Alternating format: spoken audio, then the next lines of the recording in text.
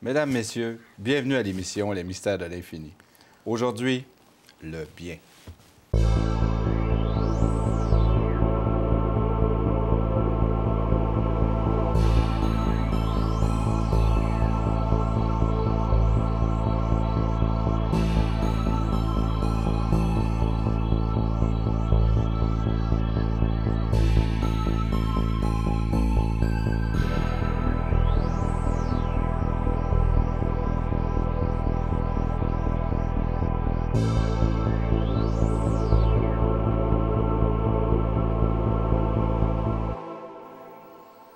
Mesdames, Messieurs, bienvenue à l'émission Les Mystères de l'Infini. Et aujourd'hui, nous discutons sur le bien. La semaine passée, c'était sur le mal, mais aujourd'hui, nous allons approfondir le bien avec M. Normand Pinard. Bonjour, M. Pinard, ça va bien? Ça va très bien, Tant qu'à M. parler de Saunier. bien, ça va bien. Oui, ça va bien. Ça va. Alors, si le mot bien existe, il doit bien en avoir quelque part du bien. Ah, ben, je pense que c'est le temps qui l'apporte. Oui. Premièrement, comme j'ai parlé la semaine passée du mal, c'est quelque chose qui s'introduit à l'intérieur de la pensée. C'est la même chose pour le bien. C'est le calme à l'intérieur de soi. C'est ce qu'on appelle la sérénité. C'est aussi ce qu'on peut appeler la sagesse. C'est se connaître à un point tel où on sait véritablement ce que l'on est et ce que l'on n'est pas. C'est avoir un être. Peut-être dans un monde où trop souvent les gens échouent à être. Les gens existent beaucoup en fonction des autres. Nous n'avons pas reçu d'éducation pour vivre en fonction de soi. On a reçu une éducation pour vivre en fonction uniquement des autres. On est conformiste. Au fur et à mesure où un individu développe son individualité, son intelligence propre, il se distingue du monde. Il ne pense plus comme le monde, il devient un créateur, il devient quelqu'un qui produit, sa vie devient une œuvre. Il est capable d'inventer, de s'inventer. Il est capable de passer à ce qu'on appelle de la créativité, à la passion, n'est-ce pas? Il est passionné pour les choses. Alors, pour moi, c'est un individu qui subit de moins en moins l'influence du besoin d'être aimé et qui, finalement, arrive à créer une harmonie tellement puissante en lui-même qu'il n'a pas besoin d'être apprécié. Il est bien avec lui-même.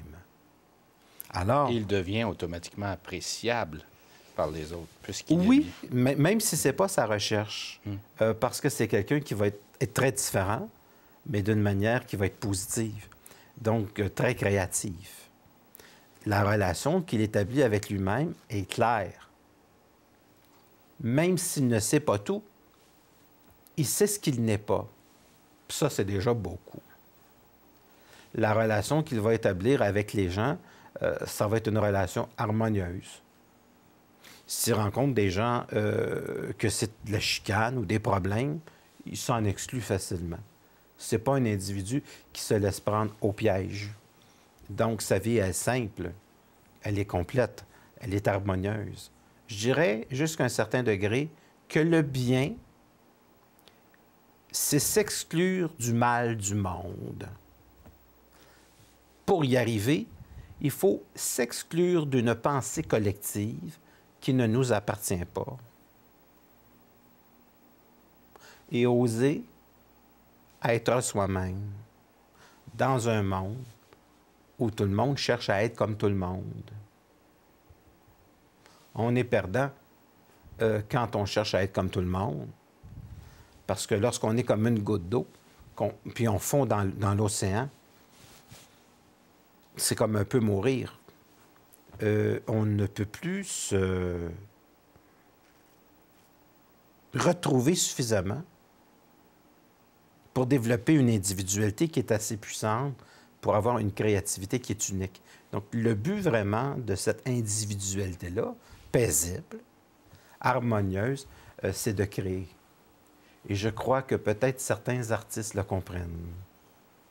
Est-ce que vous appelez le bien, la création de... Oui, à partir de l'invisible, ce sont des gens qui ont la créativité de faire apparaître des choses qui n'ont jamais existé dans le monde, mais des belles choses. Autant il est possible chez des individus tout croche de faire apparaître des choses qui sont tout à l'envers, autant il est possible pour un individu qui vit une très grande sérénité et qui a une relation avec sa pensée qui est saine. Tu sais, on appelle ça la sérénité, en fait. Quelqu'un qui est bien avec lui-même va avoir ce pouvoir de transformation, presque, je dirais, j'emprunte le mot alchimique, de transformer la matière pour le mieux, à partir des énergies subtiles qui sont dans l'invisible. Je pense aux gens qui sont peintres. Ils commencent toujours avec le néant, qui est une toile blanche, et ils vont réussir à créer une œuvre qui est extraordinaire. Je pense à des gens qui sont des grands scientifiques et qui vont commencer à avoir des idées, à associer des idées et à créer des choses qui sont extraordinaires. Les artistes sont extraordinaires. Ils développent des choses qui sont nouvelles. Imaginez-vous ce que ça prend aujourd'hui dans le monde du spectacle pour arriver à créer des choses intéressantes. Dans le monde de la musique, quand il y a tellement de choses qui ont été réalisées, d'essayer de se dépasser encore, c'est comme c'est comme les Olympiques. C'est toujours se dépasser. Alors, j'appelle le bien un individu qui n'est plus soumis à la loi générale. J'appelle pour moi le bien un individu qui a réussi à ne plus être influencé, ou plutôt à choisir ses influences, et qui s'exclut de l'épaisseur du monde pour vivre dans la profondeur océanique de son infini. Il laisse la surface tempestueuse aux gens qui aiment vivre des tempêtes. Alors, j'appellerais la profondeur abyssale de cet océan tranquille. À la surface, lorsqu'on est en soi, dans cette tranquillité, nous ne sommes pas préoccupés à savoir si les surfaces de la personnalité, il y a une tempête. Parce que dans le fond océanique, c'est toujours tranquille. Alors, je pourrais dire que le bien, pour moi, c'est quelqu'un qui trouve une sérénité dans la profondeur de ses émotions, avec le temps, parce que ce n'est pas quelque chose qui se développe du jour au lendemain. Ça prend des décennies pour arriver à ça, là. Donc, je dis aux jeunes, vous en faites pas, ça prend un certain temps. Parce que quand on est jeune, on vit en surface des océans. Donc, un petit coup de vent, puis ça chavire vite. Mais quand on habite la profondeur de sa certitude, quand on habite la profondeur de son savoir, et non pas d'une connaissance, mais d'une expérience, d'un vécu qui nous permet de comprendre qu'il y a des forces invisibles qui peuvent aussi nous aider. Il y a donc des forces invisibles qui peuvent servir la destruction, mais il y a des forces invisibles qui peuvent nous appuyer. Quelque chose de plus puissant que nous, bien qu'étant encore nous, projeté à l'extérieur, confirmant par une apparition phénoménologique l'extension d'une conscience qui est épanouie, qui vient confirmer que nous sommes dans la bonne voie, dans la bonne créativité. Mais pour arriver à cette créativité-là, il faut vivre en profondeur de son absolu. Cette profondeur-là n'est pas accessible en général aux gens. Pas longtemps. Parce que les gens, trop de gens, surtout lorsqu'ils sont jeunes, vivent en surface. Cette force-là semble plus forte que le mal. Elle peut avoir une influence très positive sur des situations qui, au départ, semblaient mal. Si quelqu'un s'introduit dans un groupe, par exemple, qui est en conflit, juste la présence de cette personne-là peut changer toute l'ambiance. On peut dire ceci. Admettons qu'un individu vit dans le noir. Je m'en fais pas avec le noir. C'est le bon endroit pour voir de la lumière. Donc, je dirais ceci. Le bien, c'est du mal converti, transformé. Réussir à faire un tour de force comme ça, on pourrait presque parler de rituel magique, de transformation alchimique. C'est comme transformer le plomb en or. C'est alchimique. Je ne dirais pas que le mal est toujours quelque chose qui est nécessaire, qu'il faut toujours absolument arriver à souffrir pour s'en sortir. Parce que si vous croyez ça, ça va être vrai. D'abord, premièrement, souvent, c'est vrai. Deuxièmement, si vous y croyez, ça va être doublement vrai. Vous allez souffrir beaucoup. Moi, je ne veux pas m'habituer à dire il faut toujours souffrir pour comprendre quelque chose. Non. À un moment donné, on peut casser le moule de cette habitude de penser qui appartient à l'inconscient collectif du monde depuis l'aube de l'humanité. Qu'il faut souffrir, qu'il faut faire des sacrifices humains. J'avais rencontré un philosophe un jour qui m'avait dit « Si quelque chose doit être sacrifié dans la vie, sacrifiez donc le sacrifice. » Et bon débarras. Ça, c'est très loin de la souffrance. Oui. Alors, c'est habituer à penser d'une manière qui n'est pas comme tout le monde. C'est s'habituer à penser dans la profondeur de notre tranquillité intérieure. C'est comme une jeune fille qui vient me voir en consultation, qui est triste, en se disant « C'est horrible ce que je vis, j'ai perdu un copain. Qu'est-ce que je vais faire? » Je dis « C'est pas grave, il y en aura d'autres. » Au niveau de l'ego, on a toujours l'impression qu'on manque de tout. Mais au niveau de l'être, dans la profondeur de l'océan, on ne manque pas d'eau. Il y a toujours quelqu'un qui arrive après. Il y a toujours autre chose qui arrive après. Alors moi, je m'applique à vivre le moment présent dans le plaisir et dans la joie parce que c'est garant d'un futur qui va s'épanouir. Donc, si je veux changer mon futur, je change ma manière de penser dans le moment présent. Et ça, je pense que c'est une chose que vous avez su bien comprendre aussi. Donc, c'est une sorte de transformation alchimique. C'est s'exclure de l'inessentiel du monde pour vivre dans son essence. C'est s'exclure de l'inutilité pour garder vraiment les choses qui sont utiles. Des grands penseurs m'avaient dit un jour que le temps use le fini et accomplit l'infini. C'est accomplir son infini. C'est pas travailler, ça. C'est faire une œuvre. C'est le point de départ de la divinité intérieure. C'est le point de départ de la créativité. Sauf que ce point-là n'est pas donné. On se le donne. Car personne ne va vous donner un être. Personne ne va vous donner le bien. Il faut l'arracher au mal. Nous ne sommes rien avant d'être. Nous sommes tous des larves. Nous avons besoin d'être dans un cocon pour se transformer en papillon. Et on ne peut pas se transformer en papillon si on n'a pas été déjà une larve. Mais je ne dis pas que la larve représente le mal. Elle représente une évolution nécessaire dans l'espace et dans le temps qui va permettre à un individu de s'envoler et d'avoir des couleurs extraordinaires et pouvoir parcourir comme les papillons, comme je pense aux grands monarques, qui parcourent des milliers de kilomètres pour se rendre au Mexique.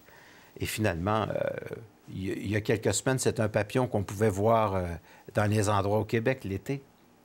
Alors, je dirais que le bien, c'est se soustraire du monde dans son épaisseur, dans ce qui n'est pas harmonieux, et c'est commencer à s'écouter au royaume de tous ceux qui écoutent le néant. Pour s'accomplir, aller plus loin, c'est avoir un rapport avec l'invisible où on domine. Parce que chez l'être humain inconscient, il est dominé par l'invisible. C'est ce que j'appellerais le mal. Alors que l'individu qui passe à la conscience domine le monde de l'invisible. C'est quelque chose de très différent. Donc, une créativité à la fois dans le monde visible, puis une créativité à la fois dans le monde de l'invisible. C'est la raison pour laquelle on pourrait dire que c'est une sorte de channeling. Un écrivain débute toujours avec une page blanche. Il n'y a rien avant. Et il ne sait pas d'avance comment son roman va terminer. La même chose pour un peintre. Et pourtant, quelque chose arrive.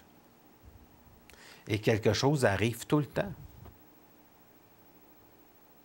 On pense à des gens, je pensais tantôt à des gens comme J.K. Rowling, quand elle a écrit pour Harry Potter. Ça commence avec des pages blanches. Finalement, ça finit par une œuvre magistrale. Évidemment, les gens vont me dire, écoutez, c'est pas une œuvre philosophique. C'est pas nécessaire de faire toujours de la philosophie. Il en demeure pour moi qu'elle a fait 35 milliards de dollars, c'est quand même bien. Mais c'est aussi, au début, des films qui sont très intéressants. C'est bien fait. C'est bien écrit.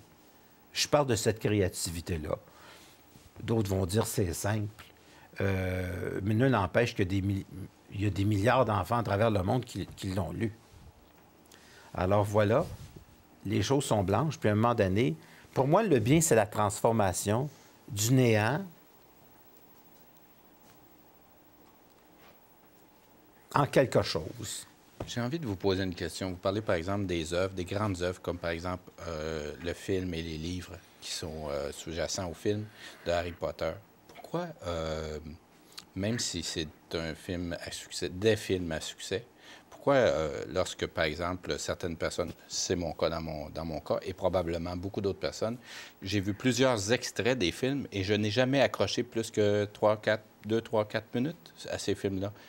Je ne vois pas l'intérêt. Pourtant, vous dites que c'est des grands films, des gens inspirés. Mais pourquoi je n'accroche pas? Pourtant, il y a beaucoup de gens qui ont accroché. J'ai accroché surtout au début. Il faut s'entendre qu'à vers la fin, c'était rendu des films d'horreur. Parce que j'ai accroché parce que j'aime la magie, parce que je suis un magicien, parce que je suis en relation avec l'invisible, tous les jours. C'est plus de l'ordre du divertissement, voir ce que... Oui, mais pour moi, ça n'en est pas. Non? Non, l'être humain possède des pouvoirs qui sont absolument fantastiques. Je comprends, OK. L'être humain n'est pas un être uniquement matériel. L'être humain est surtout pas un être matériel. Parce que même ce qui est matériel est apparu à partir de l'invisibilité du monde. Même quelqu'un va me dire, oui, mais quand je monte dans une voiture, là, oui, mais elle vient de l'invisible, elle a été dessinée. On n'y pense pas toujours, effectivement. Elle a été dessinée, ces pièces-là ont été inventées. Il y a des créateurs derrière. On monte dans des idées qui peut s'appeler BMW, qui peut s'appeler Mercedes, qui peut s'appeler, je ne sais pas moi, Hyundai, n'importe quoi. On est au volant d'idées qui ont commencé avec des pages blanches. Et puis, lorsque vous avez justement une nouvelle voiture, vous vous asseyez la première fois au volant, vous avez cette sensation de plaisir, de bonheur, dire « Je suis tellement content d'avoir cette voiture aujourd'hui pour toute l'énergie qu'elle dégage d'un créateur ou de plusieurs créateurs. D'un ensemble de créateurs extraordinaires. Mais pour arriver au produit final, c'est pas... C'est encore des produits pétroliers. Vous pouvez vous imaginer la voiture électrique qui peut faire 250 km à l'heure avec aussi une contravention électrique. Électrisante. Oui. Qui peut prendre votre plaque d'immatriculation. Et nous donner une petite crise cardiaque. Oui, en payant votre contravention avec une carte électrique. Oui, en plus. Tout ce monde-là vient d'électricité. Oui. Vous savez, j'ai pensé à un moment donné, l'électricité qui passe dans un fil ne se demande pas si elle va être utilisée pour allumer une lumière, un grille-pain, un four, elle circule. Je crois que les êtres humains réfléchissent trop. Ce sont des électrons qui passent dans un fil. Ça devrait passer, c'est tout. C'est comme en amour. Quand on sait qu'on est d'électricité, on ne se demande pas qui c'est qu'on va rencontrer dans notre vie. Ça va passer. Il y aura quelqu'un d'autre. Quand on est allumé, c'est parce que l'électricité circule bien dans le fil. Quelqu'un qui implique trop d'émotions, trop d'ego, va arrêter l'énergie de circuler. Donc, c'est un phénomène d'énergie. C'est un phénomène, je dirais, d'être en contact avec les forces de l'invisible, mais pas n'importe quelle. Et de pouvoir arriver à dominer l'invisible, dompter l'invisible. Quels sont les gens qui peuvent dompter l'invisible? Les Amérindiens, peut-être, avaient ce dialogue avec l'invisible.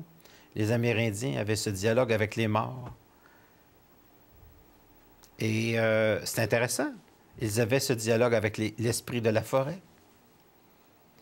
Ils avaient ce dialogue avec Gaïa. Est-ce que ça voulait dire que c'était intelligent, au sens de l'intelligence supramentale?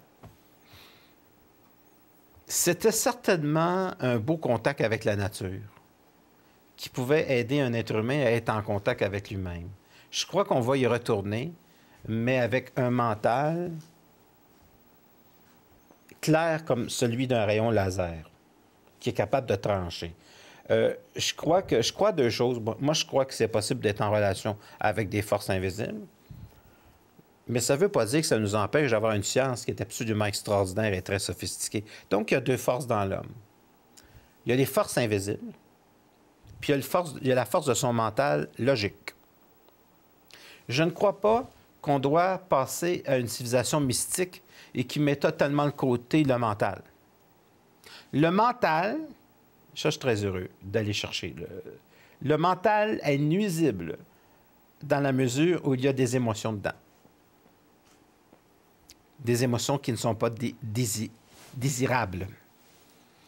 Le mental est nuisible parce qu'il y a trop d'émotions négatives à l'intérieur. À partir du moment où le mental est parfaitement bien ajusté à une créativité et que l'individu a la passion de l'instant présent et qu'il crée, c'est extraordinaire.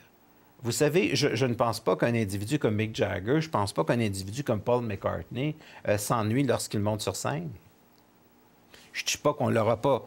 Les gens ne leur ont pas volé une tonne de MP3, là, mais ils sont obligés de garder un certain style de vie. Mais je crois, honnêtement, qu'un individu comme Paul McCartney, ou je dis ça parce que c'est un individu avec lequel j'ai beaucoup d'admiration, je pense pas que Mick Jagger, même s'il est un petit peu plus vicieux, hein, Mick Jagger a toujours eu un petit côté mal en lui, un peu mesquin, un peu moqueur. Il en demeure pas moins que ces gens-là, lorsqu'ils montent sur scène, je crois qu'ils se sentent vivre. C'est le rôle des créateurs. Il faut arrêter de dire que ça, c'est des minorités, que ce sont des gens chanceux, que ça ne vous appartient pas. Votre vie vous appartient au complet, puis vous êtes libre soit de créer ou d'avorter. Mais celui qui cherche la sécurité va la perdre.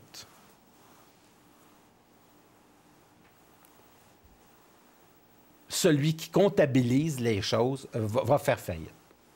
Je crois que l'énergie est faite pour circuler. Et le bien, pour moi, c'est la transformation de la peur en audace. Alors, c'est de ne plus être manipulé par des forces astrales. Alors que l'homme est aux prises avec l'astrologie, l'homme est aux prises avec beaucoup de force. Et même son signe du zodiaque, il doit transcender toutes ces choses-là et d'utiliser son mental pour dire, d'accord, il y a des influences de base, mais ça peut être contourné. C'est savoir vraiment comprendre comment utiliser les forces de l'invisible et de faire une visibilité qui est extraordinaire, qui nous donne une sérénité. Vous parlez d'utiliser justement ces forces. Vous, à travers vos activités de conférences, webconférences, vous abordez plus en profondeur comment utiliser ces forces, comment devenir un meilleur manipulateur des forces de l'univers. Je suis un créateur. Oui. Donc, je me laisse être. Je me laisse être. Et il n'y a pas de censure. Et je laisse être ma pensée, ma philosophie. Mais vous savez que pour plusieurs conférences que j'anime, je me cite en exemple parce que je cite souvent mon vécu. Parce qu'il n'y a pas de meilleur laboratoire que soit là, on est sûr de l'avoir expérimenté. Donc, c'est des choses que je peux dire en conférence. J'ai expérimenté telle chose, telle chose, telle chose, telle chose. Puis il y a des gens à côté de moi qui le savent très bien parce qu'ils étaient avec moi lorsque je les expérimentais. Oui, on a expérimenté certaines choses au niveau occulte, au niveau de la synchronicité. Je pense que les gens, plus ils me fréquentent, plus ils s'aperçoivent que la synchronicité, c'est quelque chose de réel et qu'il y a beaucoup d'invisibilité qui nous place en synchronicité avec les choses du monde. Donc, la créativité avant tout, l'audace et faire surgir de l'invisibilité la visibilité du monde. Je pense que ça a été le rôle de Salvatore Dali, de créer une peinture où il voyait des montres qui fondaient.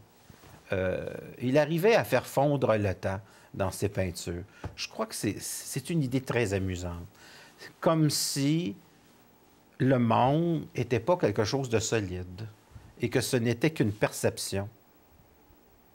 Un individu qui vit à mon niveau, c'est un peu comme quelqu'un qui prend des psychotropes, mais sans l'effet nuisible. Ma vision du monde, c'est la liberté. Donc, je dis simplement ceci. Je donne des conférences dans ce sens-là. Et si vous voulez me contacter sur mon site web, c'est le www.normandpinard.com. Et il y a des consultations privées. Il y a également des webconférences. Donc, c'est webpinard.tv. Il y a des conférences que je donne comme ça à travers les pays de la francophonie. Et éventuellement, on va développer ça vers les États-Unis et le monde entier. Alors, voilà. M. Pinard, ce que je comprends, c'est qu'il demeure que les gens peuvent aller plus en profondeur dans vos sujets. Parce qu'aujourd'hui, vous avez touché, élaboré le bien, mais vous auriez pu en parler pendant 1h30, 2 heures sans problème. J'en suis convaincu. Oh, peut-être une semaine. Moi, il faut... Une semaine, oui. Si on vous donne, si on vous donne le micro une semaine, vous y êtes. Oui. Oui. Oui. Oui. Vous êtes un créateur en puissance. Bien, je ne sais pas combien il nous reste de temps, mais tous les grands conférenciers que j'ai rencontrés avaient ce pouvoir-là. Bien, M. Pinard, merci beaucoup. Mesdames, Messieurs, nous sommes déjà au bout de notre émission. Et donc, je vous invite à communiquer avec nous par le biais du poste de télévision. Donc, c'est info@tvrl.ca. Et jusqu'à notre prochaine émission, je vous souhaite bonne semaine et beaucoup de bien. Merci beaucoup. À la prochaine.